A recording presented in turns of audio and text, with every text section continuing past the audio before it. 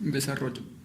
Aludimos al término desarrollo, a los cambios que con el tiempo se van produciendo en el cuerpo y pensamiento. Estos cambios se deben a la biología y la experiencia. De igual manera, podemos decir que el desarrollo es el proceso en el cual interviene una serie de aspectos. A continuación veremos algunas de las características del desarrollo. Entre ellas tenemos desarrollo sensorial y motor.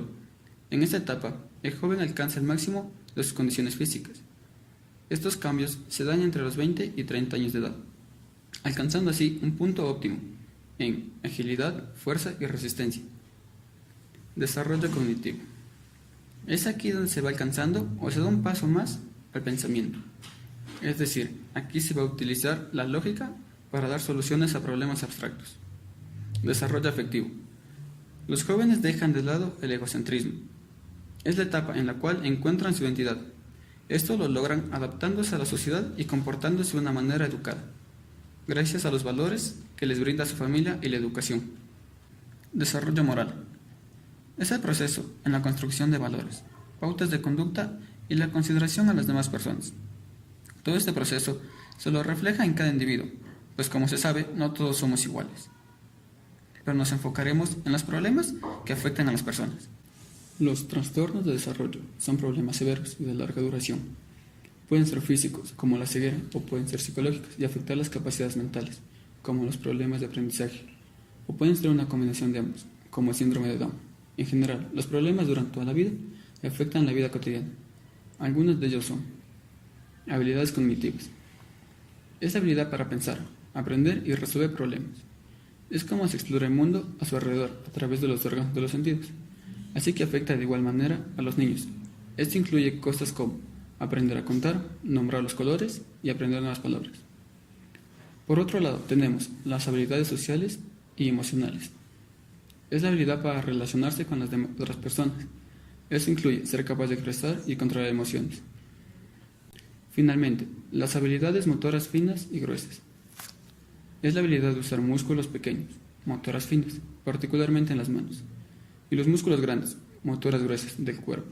Los bebés usan las habilidades motoras finas para agarrar las cosas. Los niños usan para agarrar utensilios, manipular objetos y dibujar. Desarrollo del lenguaje. El lenguaje se basa en el uso de símbolos para comunicar información. La adquisición del lenguaje es un proceso complejo y a la vez natural. Elementos del lenguaje. El lenguaje consta de 3 dimensiones fundamentales: contenido, forma y uso. El contenido designa el significado de un mensaje escrito o hablado. La forma se refiere a los símbolos con que se representa el contenido, sonido y palabras, junto con el modo en que combinamos la palabra para formar oraciones y párrafos.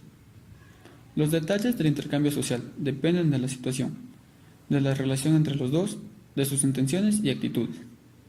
El uso social del lenguaje es complejo y se aprende al mismo tiempo que el contenido y la forma.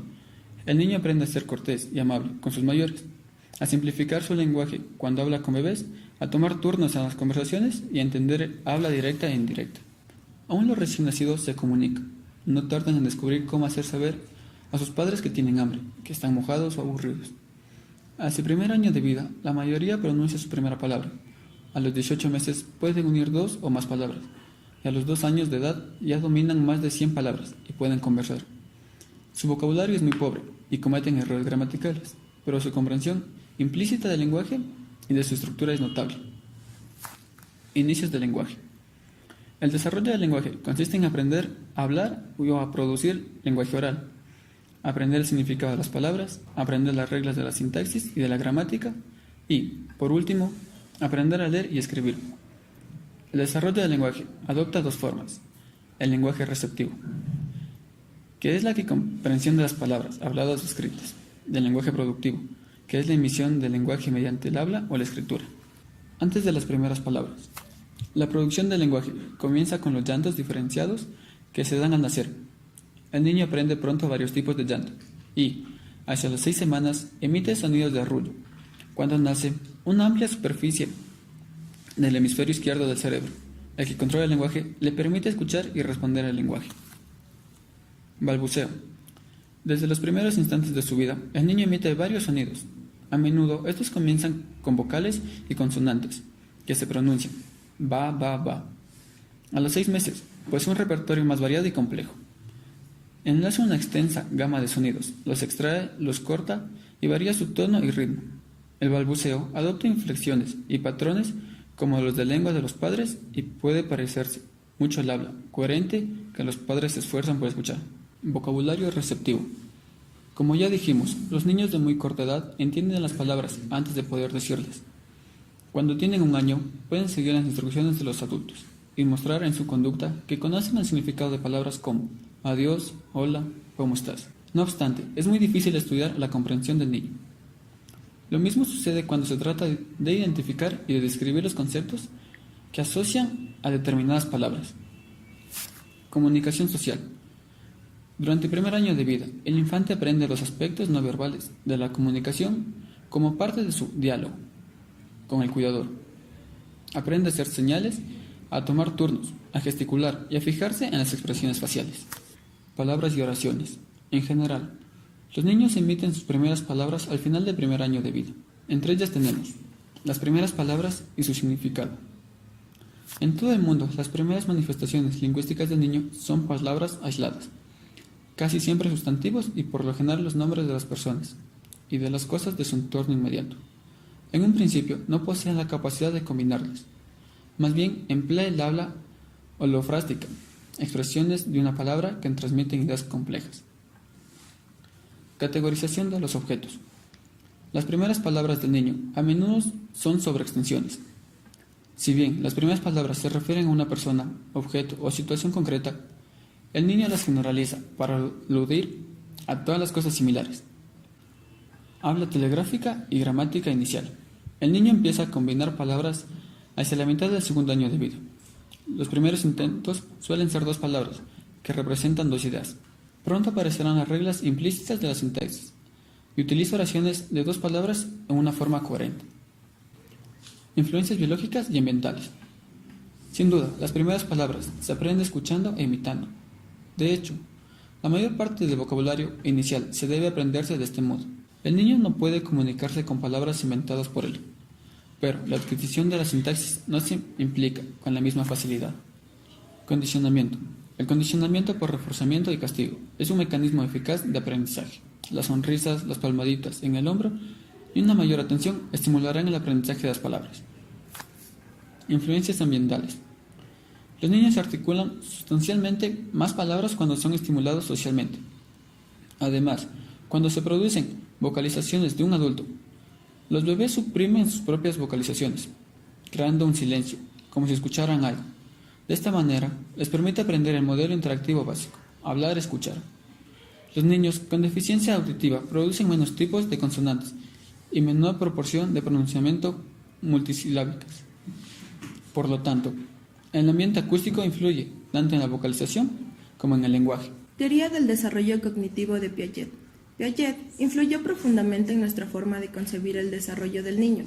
Antes que propusiera su teoría, se pensaba generalmente que los niños eran organismos pasivos, plasmados y moldeados por el ambiente. Sin embargo, Piaget nos enseñó que se comportan como pequeños científicos y tratan de interpretar al mundo. Piaget denominó 4 estadios. El primero es el estadio sensoriomotor. Este se da desde el nacimiento hasta que el niño tiene 2 años. Aquí, el bebé se relaciona con el mundo a través de los sentidos y de la acción, pero al término de esta etapa es capaz de representar la realidad mentalmente. También, los niños pueden llegar a comprender que los objetos tienen una existencia permanente, que es independiente de su percepción.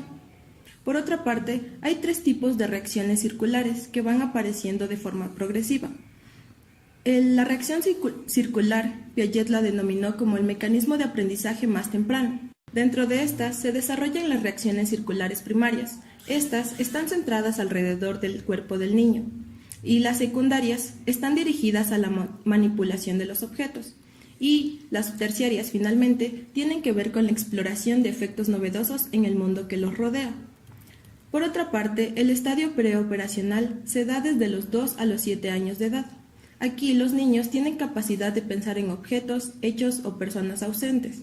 También pueden servirse de las palabras para comunicarse, utilizar números para contar objetos, participar en juegos de fingimiento y expresar sus ideas sobre el mundo por medio de dibujos. Ahora, El tercer estadio es la etapa de las operaciones concretas. Este estadio se da dentro de los 7 a los 11 años de edad. Aquí, el niño empieza a utilizar las operaciones mentales y la lógica para reflexionar sobre los hechos y los objetos de su ambiente.